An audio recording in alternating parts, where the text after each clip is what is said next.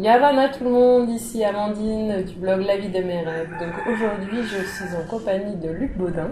Luc Baudin qui est docteur en médecine et spécialiste en médecine naturelle et en médecine énergétique. Alors Yorana, Luc, bienvenue à Tahiti. Yorana et Maruru pour m'avoir invité comme ça à faire partie de ton émission, Amandine. Et merci d'être là en tout cas. Alors Luc, est-ce que tu peux nous dire comment tu es passé de la médecine traditionnelle à la médecine énergétique ? C'était un glissement très progressif. C'est en fait, quand j'ai terminé mes études de médecine, je me suis tout de suite spécialisé en médecine naturelle, en fait, avec l'acupuncture, l'homéo, la phytothérapie, la sophrologie. Et puis, j'ai toujours, tous les ans, je faisais des formations aussi bien en médecine naturelle qu'en médecine, je dirais, d'ordre psychologique, la symbolique des maladies, etc. Et puis j'étais toujours passionné derrière par les soins énergétiques et j'étais toujours très troublé par ces magnétiseurs qui posaient les mains et qui obtenaient des résultats. Pour moi, c'était du domaine du magique et je les ai toujours respectés aussi parce qu'en fait, je me suis dit un truc tout bête, tout simple, c'est qu'en fin de compte, ces personnes, ces spécialités existent depuis des centaines d'années, des siècles, en Europe du moins, et puis ici, demain d'ailleurs, à Tahiti, c'est pareil. Et donc, si ces techniques sont toujours ici, s'il y a toujours des personnes qui vont les voir, c'est parce qu'elles sont efficaces. Et donc, si elles sont efficaces, elles méritent d'être étudiées. Et c'est comme ça que j'ai commencé à les étudier. C'est comme ça que, parallèlement à ça, j'ai commencé à lire, à m'intéresser beaucoup à la physique quantique. Là, j'ai épuré un petit peu tout ce qu'on pouvait raconter parce qu'il y avait tellement de mauvaises choses. Et puis, en fait, en étudiant cette physique quantique, j'ai compris aussi comment la médecine énergétique pouvait marcher, comment qu'elle fonctionnait. Et c'est là que j'ai commencé à développer ça. D'accord. Alors, quelle conception as-tu maintenant des maladies et de la médecine traditionnelle ?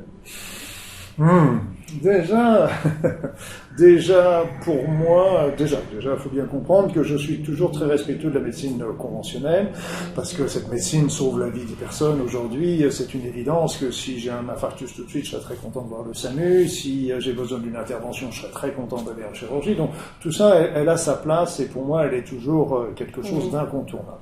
Après ça, le problème, c'est que la médecine ne voit que le côté physique des choses. C'est-à-dire, c'est qu'on voit c'est un peu comme la psychologie avec Freud qui ne voit que ce qui se passe sous la ceinture.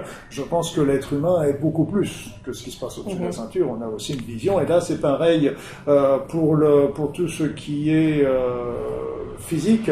Eh bien sûr, la maladie vient d'un problème physique, mais derrière ça, il y a toujours une symbolique. Et tant les personnes, en plus, on leur dit, ne changez rien de votre vie, quelque part, on va vous donner les médicaments pour solutionner tout ça. Alors c'est plaisant pour eux, d'ailleurs ils sont très contents de ça, seulement le problème c'est qu'ils ne comprennent pas pourquoi leur maladie a l'air de tomber dessus comme ça par hasard, et là, pour moi, justement, c'est jamais un hasard. Rien n'est jamais un hasard. Et j'ai toujours retrouvé une symbolique, une explication symbolique de la maladie, et souvent même des facteurs déclenchants, un facteur psychologique, un choc émotionnel psychologique que j'ai retrouvé chez mes patients dans les maladies graves. Je retrouvais pratiquement chez 90-95% des cas. Alors les 5-10% des cas qui restent, je ne sais pas, là, est-ce que ils venaient d'autre chose, il y avait une autre explication, ou est-ce que ils voulaient pas en parler aussi, parce que c'est des chocs émotionnels que la plupart des personnes préfèrent garder secret. Mais pour moi, il y avait toujours les deux pendants. Le côté physique et le côté psychologique, et là, il faut vraiment comprendre et quand on comprend la symbolique, là, on comprend pourquoi la maladie nous arrive. Et évidemment, le traitement, tout ça, ça ouvre sur le traitement. Le traitement va imposer absolument bien sûr, des traitements éventuellement conventionnels ou naturels, selon un petit peu la maladie et le problème que possède la personne. Après ça, il y a un travail au niveau personnel, psychologique, comprendre le pourquoi, qu'est-ce qui se passe, qu'est-ce qu'on fait, etc. Les soins énergétiques ont aussi une place très intéressante parce que justement, ça va aider autant sur le plan physique que sur le plan psychologique. Et puis enfin, il va y avoir également le dernier plan qui est quand même le plan spirituel, c'est-à-dire qu'est-ce qu'on vient faire sur cette terre, quel est le sens un petit peu de notre vie, et ça c'est vraiment l'élément essentiel. Et la maladie, en fin de compte, la maladie nous incite toujours à avancer, nous incite à nous remettre en cause, à remettre en cause un certain nombre de choses, et c'est pas, en définitive, c'est pas péjoratif, ça nous oblige à remettre des choses en place, mais pour avancer, pour aller vers le mieux en fait. Et ça, c'est vrai qu'on a toujours du mal dans une situation de souffrance, de se dire peut-être que cette souffrance est pour me faire avancer, pour me faire du bien. Je comprends que ce soit pas facile toujours à accepter. D'accord. Alors ici à Tahiti, tu viens enseigner des stages comme le Ho'oponopono. Est-ce que tu peux nous dire comment tu le mets en place au quotidien? Ah Ho'oponopono, oui, d'ailleurs tu le dis très bien, c'est Ho'oponopono, parce que c'est vrai qu'à la mode, moi je le dis souvent à la mode française, c'est Ho'oponopono qu'on dit, mais c'est vrai que la véritable, c'est avec le H aspiré, c'est vraiment bien. Et Ho'oponopono, c'est vrai que c'est quelque chose qu'il faudrait que tout le monde apprenne, parce que il y avait le Ho'oponopono traditionnel qui était fait dans les tribus autrefois, et donc là il fallait rassembler toute la tribu quand il y avait un problème pour discuter du problème et trouver les solutions. Et puis Morna Simeona, au début du XXe siècle, vers le milieu du XXe siècle, eh bien, a mis au point une nouvelle technique de Ho'oponopono qui est devenue un outil individuel. Si bien qu'à chaque fois qu'on a des situations désagréables que l'on vit autour de nous, et malheureusement c'est des choses qui nous arrivent, mais seulement au lieu de se dire « Oh là, mais il y a quelque chose qui m'arrive, c'est triste, c'est de la faute d'un tel, c'est de la faute de ma femme, c'est de la faute de mon mari, c'est de la faute du patron, etc. » Là, d'un seul coup, on se dit « Non, si je l'ai attiré, c'est parce qu'il y a quelque chose à moi dans ma vie qui a attiré cette situation. » Et donc là, l'intérêt aussi, c'est quand on attire cette situation, je dirais quelque part, on prend la responsabilité de cette situation. Mais d'un autre côté, ça veut dire aussi que si c'est nous qui l'avons attiré, c'est nous qui pourrons le repousser. Donc là aussi, c'est ça qui nous donne toute la force d'Ho'oponopono, c'est que quand on a une situation désagréable dans notre vie, en demandant à effacer les pensées, les mémoires erronées, les programmes qui ont pu attirer cette situation dans notre vie, eh bien quand on a bien pris conscience de ça, à ce moment-là, on se dit ok, je vais demander à ce que cette mémoire soit effacée, et quand elle sera effacée, à ce moment-là, il va y avoir soit la situation va changer, soit moi, ma vision de la situation va changer. Et là, en ce moment, là, j'ai un dernier livre, il y a 2 livres qui viennent de sortir sur Ho'oponopono. Il y a un premier livre qui était Ho'oponopono expliqué aux enfants, avec Amandine Schindelos, qui habite sur Tahiti, qui est illustratrice et qui habite sur Tahiti. Et puis le deuxième, c'est Ho'oponopono nouveau, parce que là encore, on peut travailler différemment encore avec Ho'oponopono, c'est-à-dire qu'on peut aller plus loin. C'est qu'au lieu quand on a une mémoire erronée, ça va nous apporter des situations désagréables. Si on l'efface, on élimine la situation point barre. Mais si on pouvait retourner la mémoire erronée en une mémoire positive, d'un seul coup, elle va nous attirer des situations qui vont nous être agréables. Donc là, d'un seul coup, on change complètement la donne. Et donc, il y a des petites choses aussi, comme quoi on peut aussi travailler sur l'origine, parce que on efface la mémoire erronée, c'est vrai, mais est-ce que cette mémoire erronée n'a pas des racines encore derrière qui sont encore plus profondes et qui remontent à plus loin encore? Et donc là, justement, il est intéressant de travailler sur ces racines pour remonter jusqu'à la mémoire première. Et ça aussi, ça fait partie du nouvel Ho'oponopono que j'ai mis au point avec. Et donc ça, c'est quelque chose qu'on fait individuellement, qu'on utilise dans sa vie quotidienne. Voilà, et donc, parce que la vie, en fin de compte, nous apportant des situations désagréables, ça veut dire qu'au fur et à mesure, on va pouvoir effacer toutes ces situations qui nous sont pénibles, et à ce moment-là, ça va au fur et à mesure faire dégager notre véritable être. Donc il va pouvoir prendre sa véritable position, sa véritable dimension. Et là, je pense que ça peut me permettre aussi beaucoup plus heureux. Et en Europe, je suis impressionné par la traînée de poudre que ça a fait au Ho'oponopono et le nombre de gens qui sont ravis parce qu'en fait, ça leur a changé leur vie. Que du bonheur. Pour améliorer sa vie au quotidien. Améliorer sa vie au quotidien, voilà. C'est vraiment, faut pas hésiter à faire Ho'oponopono, mais la seule petite difficulté qu'on a au départ, c'est que, évidemment, il faut qu'on prenne la responsabilité. C'est plus mon mari, c'est plus ma femme, c'est plus le patron, c'est moi. Et là, c'est un petit peu de temps en temps, quand on a des altercations, c'est toujours l'autre qui est la responsable. Et là, c'est le petit passage qui est un peu difficile. Mais une fois qu'on a fait ça, après ça vient tout seul. Donc, par exemple, concrètement, qu'est-ce que tu fais quand tu es dans une situation de conflit avec quelqu'un, d'altercation ou alors de discussion un peu houleuse, quels sont tes petits secrets, tes petites méthodes que tu appliques directement? C'est-à-dire, c'est que même quand tu rencontres quelqu'un qui te semble désagréable, tu vois, tu rencontres la personne, tu la rencontres la première fois, elle semble désagréable. C'est-à-dire, tu la connais ni neuf ni d'un an et tu as déjà fait un jugement. Et donc, si tu vis aussi une situation désagréable, c'est parce que il y a quelque chose en toi qui se réveille. Et ce quelque chose en toi qui se réveille, c'est la partie qui l'a attiré dans ta vie. Donc, il faut prendre, j'essaye, parce que je suis toujours humain, et j'ai toujours le côté bélier. On est au Ponopono, on ne veut pas dire non plus de se laisser marcher sur les pieds. Hein. C'est pas la solution. C'est par contre de se dire à un moment, ok, je prends du recul par rapport à la situation. Je me rappelle que c'est moi qui a attiré cette situation dans ma vie. C'est une mémoire, un programme que j'ai en moi qui a attiré cette situation d'altercation. Et donc là maintenant, eh bien, je vais demander à ce qu'elle soit effacée. Alors, on peut faire avec la bonne vieille technique de Morna Simeona, désolé, pardon, merci, je m'aime. Et c'est désolé, je suis désolé d'avoir attiré cette situation-là, mais je suis pas désolé pour l'autre, je suis désolé pour moi. Je suis désolé, j'en demande pardon, mais pas tellement à l'autre, mais je m'en demande pardon à moi. Malgré que ce soit moi, et je m'aime parce que je suis toujours quelqu'un de bien, même si j'ai fait ça, je m'aime toujours parce que je savais pas que j'avais cette mémoire erronée et que ça m'a permis à faire. Après ça, avec Ho'oponopono nouveau, on va demander la notion de la transmutation de ce programme jusqu'à l'origine première. D'accord. Donc avec la nouvelle méthode, en fait, tu peux la mettre en place par rapport à des blessures anciennes. Quand on parle d'enfant intérieur qui a été blessé. Oui, l'enfant intérieur, c'est vrai que moi je parle pas, l'enfant intérieur, c'est pas tout à fait le même que ce qu'on présente habituellement, mais je vois ce que tu veux dire, et dans ce que tu racontes, dans ce que tu présentes au niveau de l'enfant intérieur, oui, quand il y a des blessures anciennes, on peut travailler dessus. On peut faire Ho'oponopono sur des vieux conflits, on peut faire Ho'oponopono même de temps en temps sur des situations qui pourraient être conflictuelles. Moi je me rappelle, je devais téléphoner à une personne qui est un peu vindicative, etc.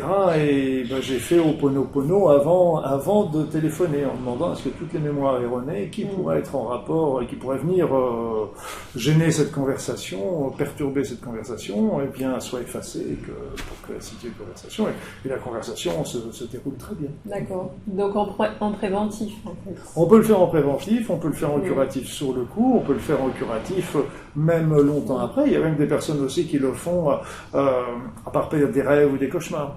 Parce que les rêves et les cauchemars, quand on ressort des vieux nanars, des vieux souvenirs, etc., dans un rêve et un cauchemar, en général, ça veut dire aussi que c'est une période où on peut commencer à solutionner le problème. Et ce qui est très intéressant avec Ho'oponopono, c'est qu'on n'a pas besoin de connaître la source. C'est-à-dire qu'on n'a pas besoin de connaître le programme, on n'a pas besoin de connaître la mémoire erronée pour l'effacer. Et ça nous fait gagner un temps extraordinaire. Et donc là, hop, on change, et c'est pour ça aussi, c'est qu'on efface un programme sans avoir besoin de connaître l'origine, c'est-à-dire sans avoir besoin de souffrir, de se rappeler des choses et de souffrir. Donc là, ça permet d'effacer. Et il faut bien comprendre par contre que quand il y a un gros truc, une grosse altercation ou un problème important dans sa vie, ça veut dire généralement qu'il n'y a pas un programme, c'est qu'il peut y avoir plusieurs programmes. Donc ça veut dire qu'il faudra faire Ho'oponopono plusieurs fois, tous les jours, pendant plusieurs jours, voire plusieurs semaines pour obtenir un résultat. Il faut bien comprendre qu'on ne l'obtiendra pas forcément immédiatement. Patience. D'accord. Donc travailler au fur et à mesure, tous les jours. Oui, c'est voilà. Guérir ces programmes qu'on a mis en place depuis des années. Qu'on a mis en place ou qu'on nous a mis en place, c'est toutes les croyances du genre sois gentil, ça c'est des trucs classiques qu'on dit aux gamins quand ils sont petits, tiens sois gentil, va chercher ma paire de lunettes, toi sois gentil, va chercher le pain chez le boulanger. Donc sois gentil, en filigrane derrière que si t'es pas gentil, on t'aimera pas. Hein. Donc ça veut dire qu'il y a aussi donc la personne garde un petit peu cette manière de faire, d'être gentil dans toutes les situations. Or, d'être gentil dans toutes les situations, ça pose quand même des problèmes dans la vie courante. Et puis, d'être gentil parce qu'on a envie d'être gentil, c'est bien. Mais d'être gentil parce qu'on est programmé pour l'être, c'est plus la même chose. Là, il y avait d'autres aussi, il y a toutes les programmations, t'es nul, tu vaux rien, t'arriveras jamais à rien, mon pauvre garçon, ma pauvre fille. Donc, c'est des choses qui restent toujours en place et qui font, en fin de compte, comme c'est programmé, la personne inconsciemment va gérer des situations qui va la rendre encore plus nulle et encore qui va des situations d'échec. Donc, il faut éliminer toutes ces. Il y a des programmes qui peuvent être intéressants aussi, mais des programmes qui sont erronés ou qui sont dévalorisants ou qui sont bloquants dans la vie. Donc, il faut savoir aussi devenir libre, tout simplement. Devenir libre. Il faut y avoir des programmes qui sont utiles à certaines périodes de la vie et qui ne le sont plus à d'autres. Du genre, quand on va poser ses gamins à l'école, on pose son fils, on pose sa fille, et puis on dit, ce soir, je viens te chercher. Je serai là, je sors de l'école, il n'y a pas de souci. Mais seulement si je suis en retard, tu restes là et tu vas avec personne et tu ne parles à personne. Tu ne parles pas aux étrangers.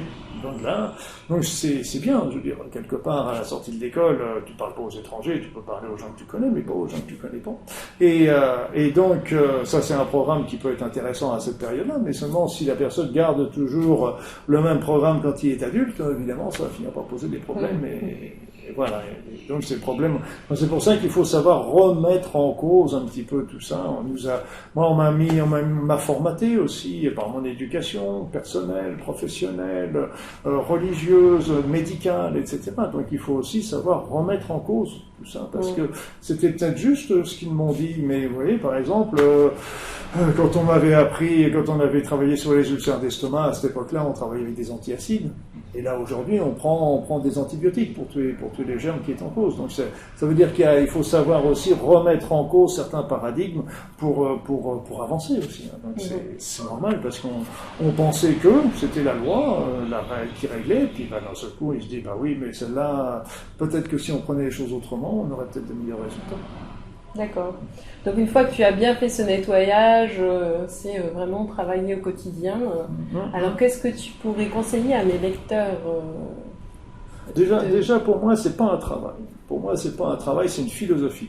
C'est pas un travail. Vraiment, pour moi, c'est quelque chose d'important. C'est une philosophie qui me permet d'avancer, d'être plus heureux dans ma vie, d'être plus équilibré, etc. Pour moi, c'est une manière de voir, et je suis plus du tout la victime. Je suis même pas l'acteur. Je suis le metteur en scène. Je suis le metteur en scène de ma vie. C'est énorme, ça, d'un seul coup. Et donc là, c'est moi qui peux gérer. Dès qu'il y a quelque chose qui accroche, il faut que je travaille sur Ho'oponopono. Et là, qu'est-ce que je peux conseiller pour pour ceux qui ont envie de changer de vie, être bien au quotidien c'est très simple. C'est très simple, c'est d'être heureux. Et je vais dire, c'est une plaisanterie que je vous dis, mais c'est pas une plaisanterie, c'est pas une mauvaise plaisanterie, dans le sens que quand vous êtes heureux, ça veut dire que vous êtes sur votre chemin. Quand vous n'êtes pas heureuse foncièrement dans le fond de vous-même, ça veut dire qu'il y a quelque chose dans votre vie qui ne va pas, qui ne vous plaît pas, qui ne vous correspond pas. Et donc il faut savoir à ce moment-là accepter de modifier. Alors on n'est pas obligé de changer tout, on a un claquement de doigts, etc. Mais ça veut dire qu'il y a quelque chose dans sa vie qui ne va pas. Il faut être prêt à modifier ces choses, à l'entendre déjà, puis à le modifier. Parce que souvent on fait des choses parce que, là encore, c'est nos croyances. On fait ça pour faire plaisir à son mari ou à sa femme, on fait ça pour faire plaisir au patron, à la société, au candidaton. Et donc, mais là, tout ça, ça ne nous rend pas forcément heureux. Donc il faut savoir remettre en cause un petit peu ça pour être soi. Et là, il y a donc d'être heureux et toujours un petit peu le fil d'Ariane qui nous donne toujours un petit peu la clé. Donc quand vous avez des choix à faire, choisissez ce qui vous rend heureux et non pas ce que les autres attendent forcément de vous. C'est différent. Et puis il y a un deuxième élément qui est toujours intéressant, c'est regarder comment se passe la vie, comment se passe. Quand vous faites quelque chose, quand vous mettez quelque chose en place, quand vous décidez de faire quelque chose, si tout se passe bing avec tous les résultats, vous rencontrez les personnes qu'il faut, vous avez les opportunités qui se font, vous vous sentez bien en le faisant, donc tout ça glisse, ça veut dire que vous êtes bien sur votre route. Mais si vous commencez à avoir des trucs qui grincent, qui grippent, justement des situations désagréables, des retards, des altercations, etc., ça veut dire que la voie dans laquelle vous êtes n'est pas tout à fait la bonne. Et donc là, vous êtes en train de passer sur une autre piste, et donc ça vous indique halte là. Il faut accepter de refaire, et puis de repartir sur une autre voie. Et là, moi, j'avais vu ça, par exemple, avec un accident de voiture. J'étais en train de monter un projet qui me tenait à cœur pourtant, mais un accident de voiture, bing, m'a arrêté dans mon élan. Et cet accident de voiture, j'ai eu des fractures, etc. Donc j'ai été plâtré, j'en ai profité pour écrire mon premier bouquin, comme de par hasard. Mais ce projet a pu tomber à l'eau parce que financièrement, je ne pouvais pas tenir les deux à la fois, l'accident et donc ça m'a arrêté dans mon projet. Mais je me suis aperçu aussi que ce projet, qui était très bien au demeurant dans son principe, je fonçais dans le mur là aussi, et ça m'aurait coûté encore bien plus cher que que justement là ils m'ont arrêté à temps pour que je puisse financièrement relancer quelque chose d'autre. Et là, c'est là que je me suis réinstallé d'ailleurs comme médecin. D'accord. Donc pour résumer, en fait, vraiment écouter les messages qu'on a dans son corps, dans sa vie, pour faire des réajustements et puis faire des choses qu'on aime, qui nous font plaisir à nous. Exactement, et surtout les choses qui vous font plaisir à vous. Parce que les autres, si les autres essayent de vous en décourager, ou essayent de vous montrer d'autres voies, c'est parce qu'eux, ils ont d'autres aspirations, d'autres choses comme ça, mais il faut qu'ils respectent aussi vos propres choix, si c'est vraiment ça qui vous rend heureux. Et ça, c'est important. Et ceux qui veulent vraiment vous changer, alors que vous êtes sur cette voie, vous êtes heureuse, eh bien, ça veut dire que eux ne vous aiment pas forcément complètement. Parce que si on aime vraiment quelqu'un, eh bien là, on est content qu'il aille jusqu'au bout de ces choses. Même si de temps en temps, ça nous fait drôle, ça nous fait bizarre, mais le principal pour nous, c'est que l'autre soit heureux. C'est pas tellement que l'autre fasse ce qu'on attend de lui. Parce que s'il fait ce qu'on attend de lui, ça veut dire qu'on va le changer et on va pas le mettre sur sa route, on est en train de le mettre sur la nôtre, mais plus la sienne. D'accord. Donc, écoute, Luc, je te remercie pour cette interview. Exactement, écoute, partagez. Le coq est arrêté de chanter aussi, donc il n'a pas chanté que 3 fois. Donc si vous voulez participer au stage de Luc Baudin, vous pouvez regarder sur le lien sous la vidéo. Sinon, comme d'habitude, vous pouvez télécharger mon livre « Les 3 étapes pour changer de vie » qui apparaît sur l'écran. Et je vous dis à bientôt sur le blog La vie de mes rêves. À bientôt, Nana. Merci, Luc. Merci à toi. Merci à toi, Amandine, et merci à tous.